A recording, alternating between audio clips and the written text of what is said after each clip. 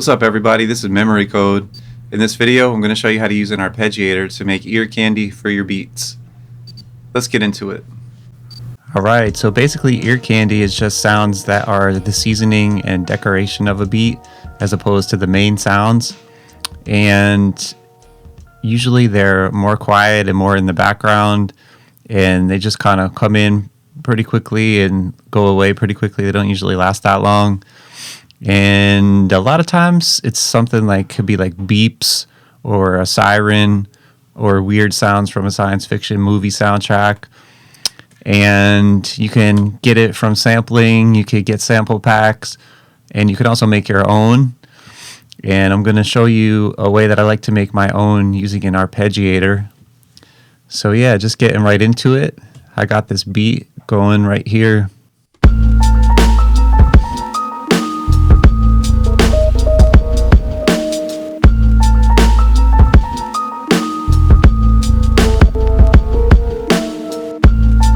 And so to get going with the arpeggiator, I have a MIDI channel set up with the operator synth and just with a really basic square wave.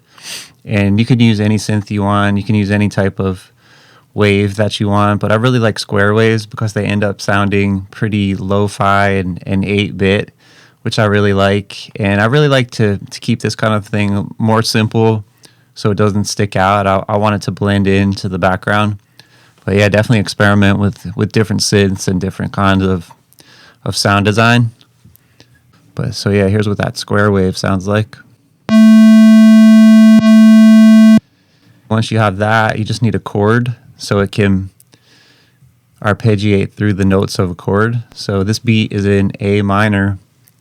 So I'm going to just put in an A minor chord. A, C, and E. And then just copy all of those and duplicate them all up one octave. So now I have 2 octaves of an A minor chord. And yeah, just go to my MIDI effects. The arpeggiator is the first one. So I'll just put that in. So yeah, really the first thing is the style section. You have all these different styles to pick from. I'm gonna go with the up. And that just means it'll start at the lowest note and go in order to the top. But definitely experiment with all of that. The next thing I like to adjust is the rate.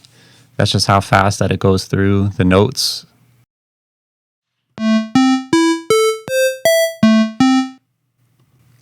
And the faster you go, it definitely starts sounding really video game-esque.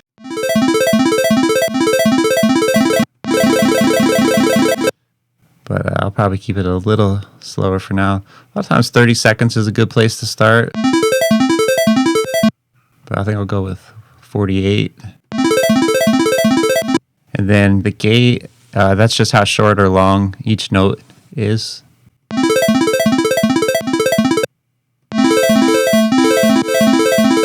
I like to keep it pretty short usually also. And then steps. For every step up that you go, it'll arpeggiate up 1 extra octave beyond what you have written in the MIDI grid. So here's what 1 up sounds like.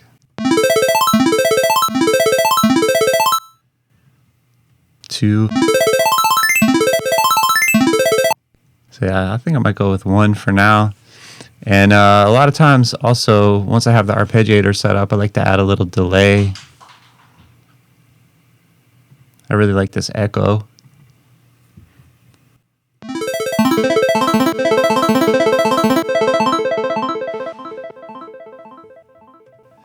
So yeah, that sounded good with just those stock echo settings. I'm going to go with that. And then I'm going to resample this. So on Mac, I'll just hit Command T and put in a new audio track. I'm going to just rename that. Call it Arp Resample. And over here in the audio input, I'll tell it to take audio from channel 21, that operator channel, and I'll arm it. And I'll just record that in.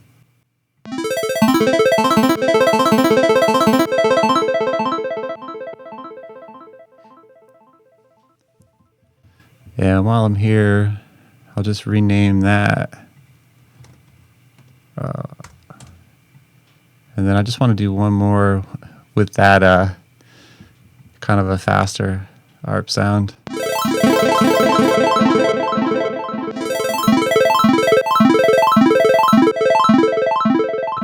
I like that 64th one, so I'm going to just record that also.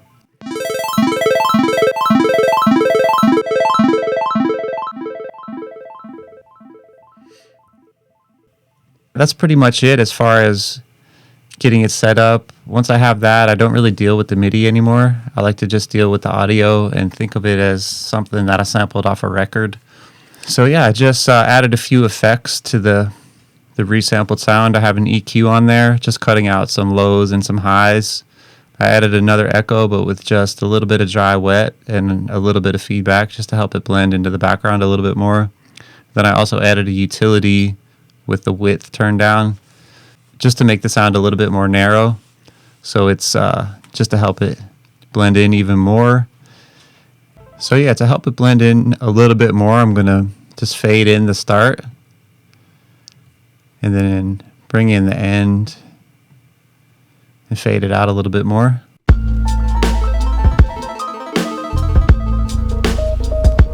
And I'm going to turn that down even a little bit more.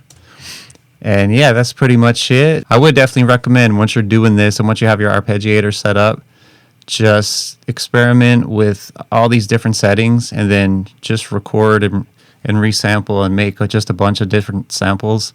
You'll end up making a lot really fast that you can just have. You can save them in a folder. You can start making your own sample packs to sell. So I did that down here. I have a few that I made, and I ended up also liking this one, which sounds like this. And yeah, just to get those really high notes in there, I just turned up the steps on the arpeggiator. And this one ended up working really well at the end of a phrase. So yeah, when I'm using ear candy like this, I don't really like to have it start right away. So a lot of times I'll let the loop play and then maybe bring it in after like 4 bars or after 8 bars. So here's what that sounds like.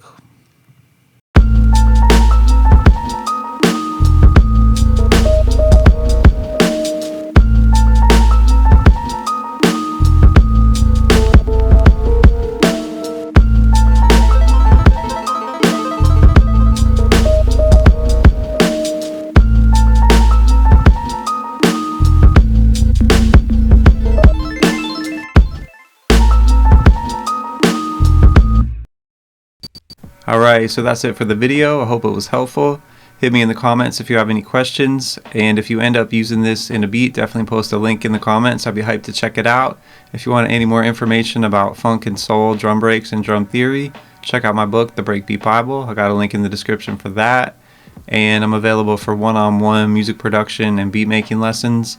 Also, I put together some visuals for the beat from this video, so check out the description for links for all of that. Thanks a lot for checking out this video. Peace and much love. Memory code.